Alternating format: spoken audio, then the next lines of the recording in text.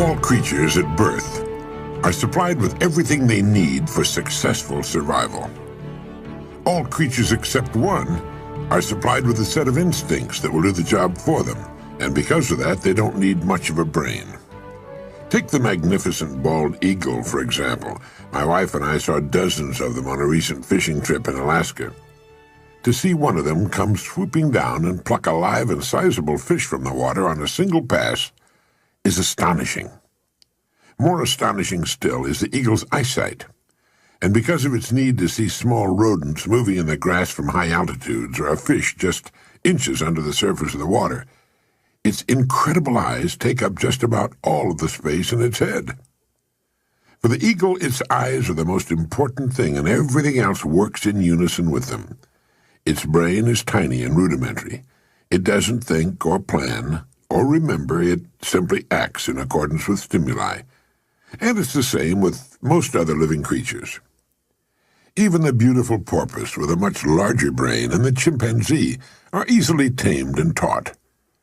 Only one takes 20 years to mature and has dominion over all the rest and the earth itself, and has today the power to destroy all life on earth in a couple of hours. Only one is given the godlike power to fashion its own life according to the images it holds in its remarkable mind. Everything fashioned by human beings is a result of goal setting. We reach our goals. That's how we know that the diseases that plague us will be conquered. We've set goals to eradicate every disease that plagues us, and eradicate them we will, one by one. We have never set a goal that we have not reached, or are now in the process of reaching. Even landing on the moon. No one ever made a purposeful accomplishment without a clear goal toward which to work. I hope you've established yours and that you've begun to think about it frequently every day, to impress it into your mind, particularly your remarkable subconscious, where forces greater than we can imagine can come to your aid. For a moment, consider the things your mind has brought you. Everything you have, your work, your relationship with your family and others, your philosophy of life, all come to you as a result of using your mind. Your religion. Now consider the estimate made by experts. You have probably been operating on less than 10% of your mental capacity, and probably much less than that. In an article for the Saturday Review, our old friend Herbert Otto, psychologist, educator, and chairman of the National Center for the Exploration of Human Potential, reminded us that many well-known scientists, such as the late Abraham Maslow, Margaret Mead, Gardner Murphy, O. Spurgeon English, and Carl Rogers, subscribe to the hypothesis that man is using a very small fraction of his capacities. Margaret Mead quotes a 6% figure. Herbert Otto writes, "My own estimate is 5% or less." Neurological research has shed new light on man's potential. Work at the UCLA Brain Research Institute points to enormous abilities latent in everyone by suggesting an incredible hypothesis. They said the ultimate creative capacity of the human brain may be, for all practical purposes, infinite. To use the computer analogy, man is a vast storehouse of data, but we have not learned how to program ourselves to utilize these data for problem-solving purposes. The following appeared in Soviet Life Today, a USSR English-language magazine. It said the latest findings in anthropology, psychology, logic, and physiology show that the potential of the human mind is very great indeed. As soon as modern science gave us some understanding of the structure and work of the human brain, we were struck with its enormous reserve capacity, writes Yefremov, eminent Soviet scholar and writer. He continues, "Man, under average conditions of work and life, uses only a small part of his thinking equipment. If we were able to force our brain to work at only half its capacity, we could, without any difficulty whatever, learn 40 languages, memorize the large Soviet encyclopedia from cover to cover, and complete the required courses of dozens of colleges." End of quote. That statement is hardly an exaggeration. It's the generally accepted theoretical view of man's mental potentials. Now, how can we tap this gigantic potential? It's a big and very complex problem with many ramifications. But as Herbert Otto points out, it's clear that persons who live close to their capacity, who continue to activate their potential, have a pronounced sense of well-being and considerable energy. They see themselves as leading purposeful and creative lives. The way most people use their minds can be compared to the time back in the early 19th century when just the eastern coast of the North American continent was settled, just a strip along the east coast. To the west stretched the raw, undeveloped great bulk of what was later to become the incredibly rich 90% of the economy. 90%, which resulted in the standard of living enjoyed today by Americans.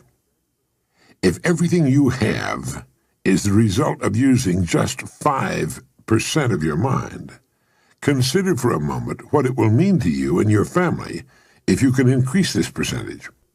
This message will show you how to use infinitely more of your mental powers, how to develop some of that more than 90% virgin territory.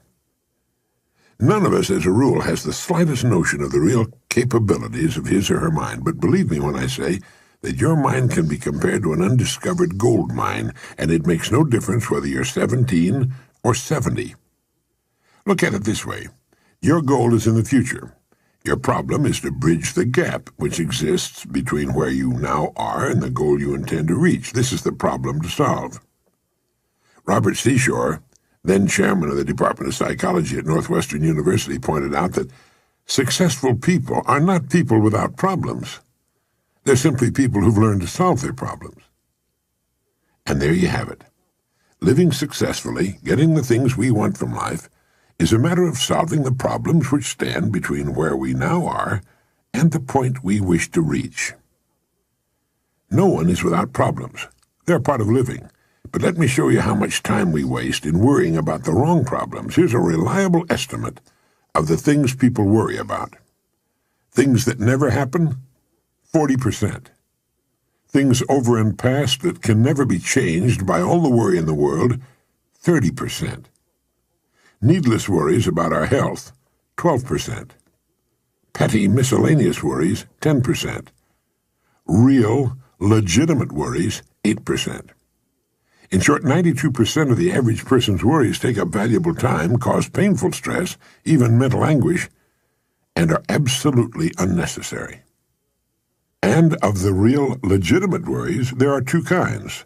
There are the problems we can solve, and there are the problems beyond our ability to personally solve. But most of our real problems usually fall into the first group, the ones we can solve if we learn how. There must be millions of people today who feel they're being barred from the life they want because they look upon problems not as challenges to be met, but as wide chasms beyond their ability to bridge. A little research proves that successful people have the same kinds of problems. One of the very real benefits of working with a psychologist or psychiatrist comes from learning that there are hundreds of thousands, even millions of other people with problems identical to our own. So the whole thing boils down to a matter not of problems which are common to us all, but to our ability to solve them. Now I'm going to assume you've decided on a goal. Remember, you will become and you will achieve what you think about. That is, if you stay with it, you'll reach your goal. But how? It's right here that your mind comes into play. What is your mind really? Nobody knows for sure. Perhaps the best way to describe it is to quote Pulitzer Prize-winning playwright Archibald MacLeish. In his play The Secret of Freedom, a character says, "The only thing about a man that is a man is his mind. Everything else you can find in a pig or a horse." That's uncomfortably true. The human mind is the one thing that separates us from the rest of the creatures on Earth. Everything that means anything to us comes to us through our minds, our love of our families, our beliefs, all of our talents, knowledge, abilities. Everything is reflected through our minds. Anything that comes to us in the future will almost certainly come to us as a result of the extent to which we use our minds. And yet it's the last place on Earth the average person will turn to for help. Do you know why? Do you know why people don't automatically turn their own vast mental resources on when faced with a problem? It's because they never learned to think. Now that is a fact, believe it or not. Most people never think at all during the entire course of their lives. They remember, but that's not thinking creatively or in new directions. They react to stimuli, but again, that's not thinking. Remembering to set the alarm at night and getting up when it rings in the morning does not take thought, nor does showering, shaving, getting dressed, eating breakfast, going to work. At work, we once again fall into comfortable routines. At quitting time, we go home and start repeating the process. Most people, let me say it again, do not know how to think. When they're faced with a problem, they will go to any length to avoid thinking. They will ask advice from the most illogical people, usually people who don't know any more than they do, next-door neighbors, members of their families. Very few of them have reference books. But much more important than that, only one in I don't know how many thousands will take a large notepad, write the problem at the top of the page, and then deliberately turn on his or her thinking apparatus. But some people do think. They do indeed. In order to reflect a moment on the human mind, consider what it's accomplished. As you do, realize that we are developing so rapidly that we've come further in the realm of progress in the past 50 years than in all the preceding 10,000 years of human civilization. Of all the scientists who ever lived, it's estimated that 90% of them are alive today. We've reached in the area of ideas and human advancement a plateau so high it was undreamed of by even the most optimistic forecasters as recently as 30 years ago. But every new idea triggers additional ideas, so that now we're in an era of compounding advancement on every front and in every area that stagger the imagination. The harnessing of the power of the sun in our atomic plants and ships, the speed of light computers which in minutes save months and years of calculating drudgery. Every man-made thing you see and touch spawned from the most powerful agency in the world, the human mind. Dr. Harlow Shapley of Harvard has said that we're now entering an entirely new age of man. He calls it the Psychozoic age, the age of the mind. And you, my friend, own one, free and clear. Now let's look at a few facts. The 40-hour week long standard is in imminent likelihood of being even further shortened. This means that the average working person has at his disposal an enormous amount of free time. In fact, if you'll total the hours in a year and subtract the sleeping hours, if he or she sleeps 8 hours every night, you'll find that this person has about 6,000 waking hours, of which less than 2,000 are spent on the job. Now, this leaves 4,000 hours a year when a person is either working or sleeping. These can be called discretionary hours with which that person can do pretty much as he or she pleases. So that you can see the amazing results in your own life, I want to recommend that you take just 1 hour a day, 5 days a week, and devote this hour to exercising your mind. You don't even have to do it on weekends. Pick 1 hour a day on which you can fairly regularly count. The best time for me is an hour before the others are up in the morning. The mind's clear, the house is quiet, and if you like, with a fresh cup of coffee, this is the time to start the mind going. And here's one good way to do it. During this hour every day, take a completely blank sheet of paper. At the top of the page, write your present primary goal, clearly, simply. Then, since our future depends upon the way in which we handle our work, write down as many ideas as you can for improving that which you now do. Try to think of 20 possible ways in which the activity that fills your day can be improved. You won't always get 20, but even one idea is good. Now remember 2 important points with regard to this. 1, this is not particularly easy. And 2, most of your ideas won't be any good. When I say it's not easy, I mean it's like starting any other habit. At first, you'll find your mind a little reluctant to be hauled up out of that old familiar bed. But as you think about your work and ways in which it might be improved, write down every idea that pops into your head, no matter how absurd it might seem. Let me tell you what'll happen. Some of your ideas will be good and worth testing.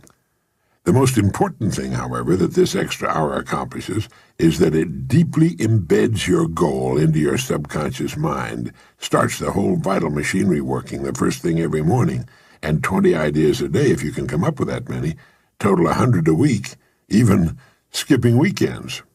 An hour a day, 5 days a week, totals 260 hours a year and still leaves you 3,740 hours of free leisure time. Now, this means you'll be thinking about your goal and ways of improving your performance, increasing your service. 6.5 full extra working weeks a year, 6.5 40-hour weeks devoted to thinking and planning. Can you see how easy it is to rise above that so-called competition? And it'll still leave you with 7 hours a day to spend as you please. Starting each day thinking, you'll find that your mind will continue to work all day long, and you'll find that at odd moments when you least expect it, really great ideas will begin to bubble up from your subconscious. When they do, write them down as soon as you can. Just one great idea can completely revolutionize your work and, as a result, your life. If you want to develop the muscles of your body, you take daily exercise of some sort. The mind is developed in the same way, except that the returns are out of all conceivable proportion to the time and energy spent.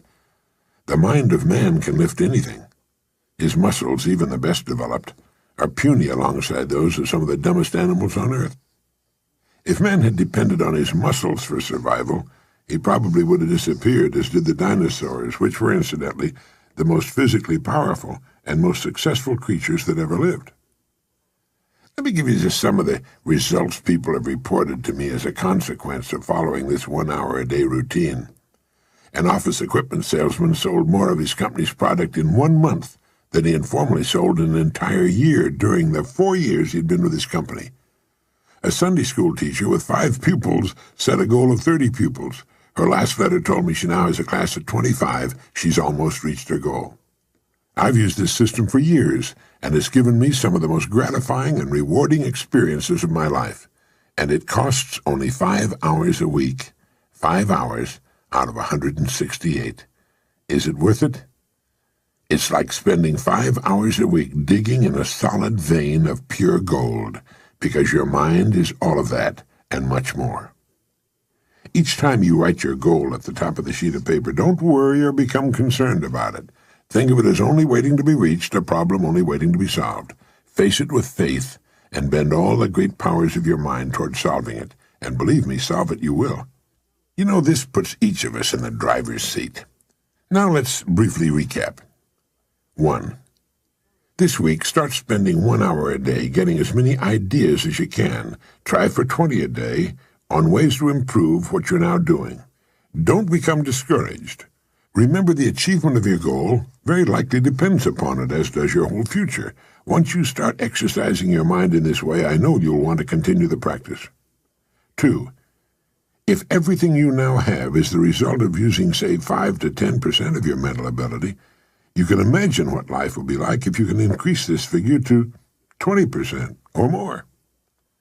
3. Successful people are not people without problems. They're simply people who've learned to solve their problems. 4. Don't waste time and energy worrying about needless things. 40% of them will never happen, 30% have already happened and can't be changed, 12% are needless worries about our health, 10% are petty miscellaneous worries, and only 8% are genuine. Try to separate the real from the unnecessary and solve those which are within your ability to solve. 5. The human race has advanced farther during the past 50 years than in all the preceding 10,000 years of human civilization. We're now living right in the middle of the golden age man has been dreaming of and praying for centuries, and it's going to get better. Last of all, the only thing in the world that can take you to your goals in life is your mind, its effective use, and following through on the good ideas it supplies you. Each of us has a tendency to underestimate his or her own abilities. We should realize that we have, deep within ourselves, deep reservoirs of great ability, even genius, that can be tapped if we'll just dig deep enough. It's the miracle of your mind.